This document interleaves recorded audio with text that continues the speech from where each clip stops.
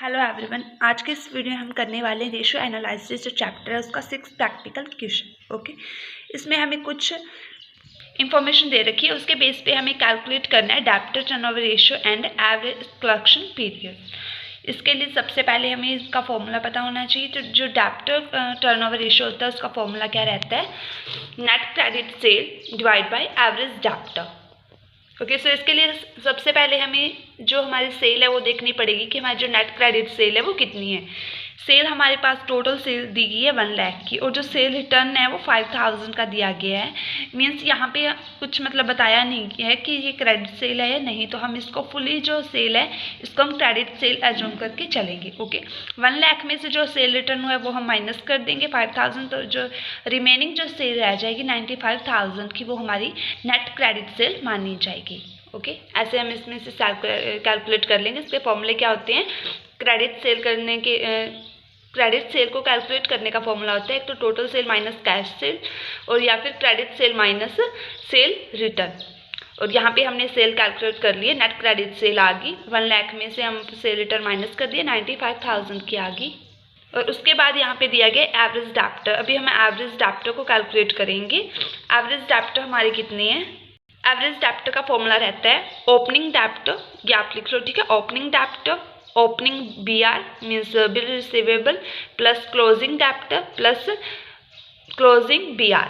Okay, उसको हम divide करते हैं 2 से। अगर ये हमें ओपनिंग और क्लोजिंग दोनों दिए गए हों तो अब हम इनका एवरेज करते हैं। अगर हमें ये ओनली मतलब ओपनिंग या फिर क्लोजिंग दिया गया है या फिर सीधे दिए गए हैं तो हम इन दोनों को ऐड कर लेंगे, फिर हम इसके डिवाइड में 2 नहीं करेंगे। ओके, अगर इनमें से हमें अगर 4 आइटम दिए फिर तो हम इनका एवरेज करेंगे, या फिर ये 2 दिए हैं मीन्स डेब्टर का ओपनिंग और क्लोजिंग दिया है या फिर BR का ओपनिंग और क्लोजिंग दिया है, फिर तो हम इनका एवरेज करेंगे। बट अगर एक ही हमें डेब्टर की एक अमाउंट दी है और BR की एक अमाउंट दी है तो हम इनको ऐड करके और जो हमारी अमाउंट आएगी उसको ही हम एवरेज मानेंगे। ओके, यहाँ पे इन्होंने टोटल डेब्टर बता रखे हैं और BR बता रखे हैं, मीन्स हम इन दोनों को ऐड करके ही इनका एवरेज मानेंगे, हम इनको 2 से डिवाइड नहीं करेंगे। डेब्टर्स 10,000 के एंड जो BR है वो 15,000 के हैं। ये कितने हो गया? टोटल 25,000। और जो हमारे एवरेज डेब्टर हैं वो कितने आ जाएंगे? 25,000 के। यहाँ पे मैंने लिखा है नोट में, if opening balance of debtor and BR is not given, closing debtor will be considered as a average debtor। Okay, यहाँ पे हमारे पास नेट क्रेडिट सेल भी आ चुकी है एंड एवरेज डेब्टर भी आ चुके हैं। इस वैल्यू को हम फॉर्मूले में पुट कर देंगे। फॉर्मूला क्या था? डेब्टर टर्नओवर रेशियो, ऊपर आ जाएगी net credit sale and divide by average debtor. 95,000 divide by 25,000, इसको आप सॉल्व करोगे तो हमारे पास आंसर आ जाएगा 3.8 टाइम्स। 3.8 टाइम्स। नेक्स्ट हमें इसका क्या निकालना है? एवरेज कलेक्शन पीरियड निकालना है। एवरेज कलेक्शन पीरियड निकालने का फॉर्मूला होता है, ऊपर हम लिखते हैं या तो डेज या वीक्स या फिर months. Okay, divide by DTR जो ये हमने अभी फाइंड किया है।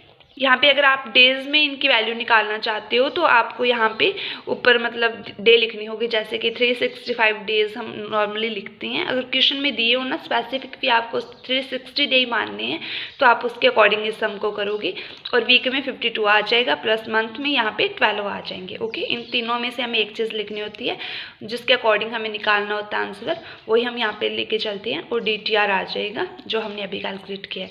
यहाँ पे हम जो आंसर निकाल रहे हैं वो मंथ्स में दिया गया है, हमें मंथ में फाइंड कर रहे हैं, तो हम 12 मंथ होते हैं डिवाइड बाय DTR कर देंगे, हमारे पास ये आंसर आ गया 3.15 मंथ। और हम इनको डे में निकालेंगे ना, डे में आप यहाँ पे ऊपर 365 करना और यहाँ पे 3.8 करना, तो आपके पास आंसर आ जाएगा 95 डेज। ओके, ये था हमारा 6 प्रैक्टिकल क्वेश्चन। वीडियो अच्छी लगी तो वीडियो को लाइक कर देना, चैनल को सब्सक्राइब कर देना। Okay, thank you.